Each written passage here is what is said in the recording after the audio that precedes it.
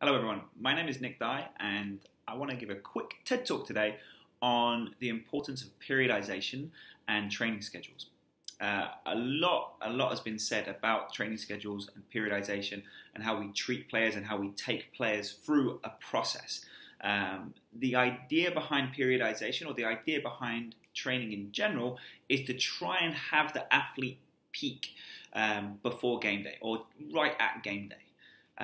The idea behind this is if they can play at their best on game day, if their fitness conditions can be at the best on game day, then they'll get the most development from that moment and they'll take that forwards and that will support the team's growth. So I want to take you back a little bit to when I first started coaching and my ideas around training and what I was kind of brought up on. So my ideas that were swimming around my head while I was taking my first coaching sessions and coaching licenses and badges was that really what I wanted to do was really give players as much exposure to the game as possible. So I would insist that every moment of the practice players were playing with a purpose, and it was non-stop. So that repetition, always in there. My ideas were that the more I could give the players, the more repetition I could give the players, the more they would understand, the more then we could take more knowledge through to the next session, and we could keep kind of piling on that knowledge. It wasn't until quite recently that I attended a course with John Cohn, who's currently his role is sports scientist for the Portland Timbers, and he demonstrated how they run their trainings. And as someone who comes from a sports science background, it was a kind of a light bulb moment for me. The two things kind of married together and switched on, and it made a lot of sense. So I'm going to explain to you exactly how we get that performance from the athlete and why it's really important that we pay attention to the details. So I'll give you an example. If a player is playing at 100% each and every practice, and they're working for maximum minutes in that practice, what you'll actually start to get is you'll start to get a decline in their fitness. So the next session, so if they do one session on the Monday, if they then get to Tuesday, their performance level is now here. So if you're asking them to do the same again, then they're going to dip lower. And what happens when we dip low and our body is tired and we're training at maximum is injuries. So injuries is something we certainly want to avoid. But also, if we train maximum, and then suddenly we get to game day and we've installed all this information into the player, but they turn up on game day and their body is tired and they can't produce where they need to be, which is their peak up here, then they're going to be asking them some questions. Why did things go wrong? Why was I not able to do what I wanted to do? Why was I not able to translate some of the information that was coming from my training sessions and putting those into the game day? So here's essentially how it breaks down. And this is the important part for the players to understand what their role is in the process.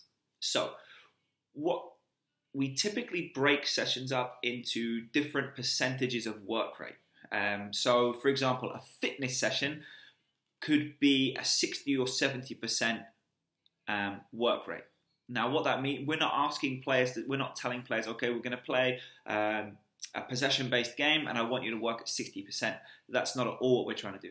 Every single second a player is working, they need to be working at 100%, absolutely to their maximum, because that's what builds that competitive edge, that's what gives them the examples they need of playing at game speed, etc. So 60-70%, what it means is that we break down the activities into phases.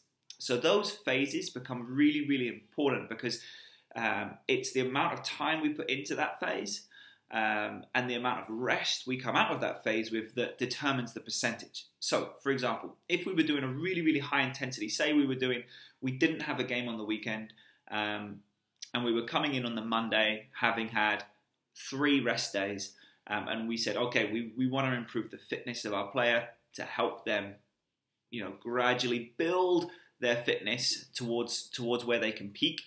Then we might do a session where we do a 4-minute set of really, really high intensity work with just maybe a 30-second break. So 4 minutes hard work, 30-second break, 4 minutes hard work, 30-second break, and we might do 5 or 6 intervals of that. Now, when you start adding up the time, you can see that that doesn't relate to a whole practice. Because a whole practice, you have to make sure that the coach has time to input their knowledge, to help the players understand some of the moments that are going wrong, or to help the players understand and solve those solutions, the things that are going wrong in the exercise. So an example of that might be, we're playing build-up, and we're doing a build-up exercise, and we're playing a back 4 and a goalkeeper against 3 attacking players. And the idea is to try and score by passing the ball forwards into some cones goals. Okay, so we give the goalkeeper the ball and we say, okay, play. So 4 minutes of just passing the ball around the back, through the back 4, through the goalkeeper, to try and open up space for the centre backs to try and play a forwards pass, which would emulate what we do in a game. If you did that for 4 minutes and you're asking your strikers to press that for 4 minutes, they're going to be exhausted. I realise in a game, we have a much larger spell of time. For example, with 11v11 players, up to 45 minutes per half. But within that game, we're not asking them to press the whole time. There's going to be moments in the game when we have the ball. There's going to be moments in the game where the ball's gone out for throw-in. There's going to be substitutions. There's going to be free kicks. There's going to be a lot of stoppages within that game, which enables that rest, which also replicates what we're trying to do with the training session. So, coming back to that exercise, what we might say to the strikers is, okay, if you steal the ball, you've got 5 seconds to score. Because what they would probably want to do is they would probably want to try and keep the ball to give themselves some rest, because the session is pushing them in hard. So we put restrictions on players to help enable our fitness session. So not only are we working on the fitness, trying to grow it to a peak, but we're also coming off the back of a topic where in those rest periods we can go with the defenders and we can say, okay, defenders, we're losing the ball in this area and this area. How can we avoid that? We might install some instructions, such as, we need to create more height or depth with the fullbacks. Centre backs, you need to be a little bit further split to give yourself more time before the 9 tracks you down. And then we would go into another set and we'd push them through another set. So that's a fitness session. So for example, if we did that fitness session and then we have a training day the next day, so say we have a training on a Tuesday, there's no way in this world we would be able to continue that fitness session. We would then start pushing. We've already pushed the players down into a moment where they're tired and they need to recover. We can't push them down again. So if we've got a line graph, I can do a small demonstration here. So if we've got a line graph of where the players' peak fitness is at, so that's their peak fitness. It's difficult to see, I'm sure. If that's their peak fitness up here, okay, and this is where the player is at when they come to practice. So this is the player. This is where their starting point is. And this is what we would call the red zone. So we've got the peak, the player, and the red zone. So if we've got a player that's coming in like this, and we're pushing them through a hard session as I just described, their fitness is going to drop. Okay? So if we were to play a game day the next day, then they would be nowhere near where we want to be, which is their peak. We would be down here close to the red zone. So what we now need to do is bring this line back up again. So what we do is we do a recovery day. So a recovery day is actually more beneficial than a rest day. We can actually get more out of the player.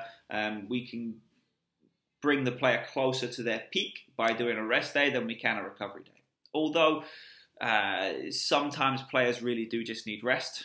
For example, if they've had heavy tournament weekend, rest is often more important than a recovery day. So the next day might be a recovery day. So we want to get the back up to here, because this energy that we've put in here, that will improve them if we give them the rest and the time to get back to their peak. So a recovery day. What a recovery day looks like is we adjust the times and we adjust the amount of sets we're doing. So for example, we might want to do the same session. We might want to look at building up from the back again. But instead of doing 5-minute sets or 4-minute sets, we would do just 1 minute with 4 minutes rest. So we'd go in and we'd play the session for 1 minute, and then we give them a lot of rest and a lot of downtime. We could introduce stretching at this point. We could introduce certain elements of even psychomotricity, coordination work that's not going to involve intense movements, that's going to involve lots of coordinative movements. And the principle is that with that high energy, we're still getting a tune out of our players, and we're still getting that game realistic stuff. So if stuff does come out of it that we want to coach and we want to change and we want to help build up on, we can. So then we're in a situation where we've had our recovery day and we can get that line to get back up again. So now we've got the player closer to their peak, but not quite at their peak. So what we might have then is you have a rest day. A rest day will help a player get closer to their peak.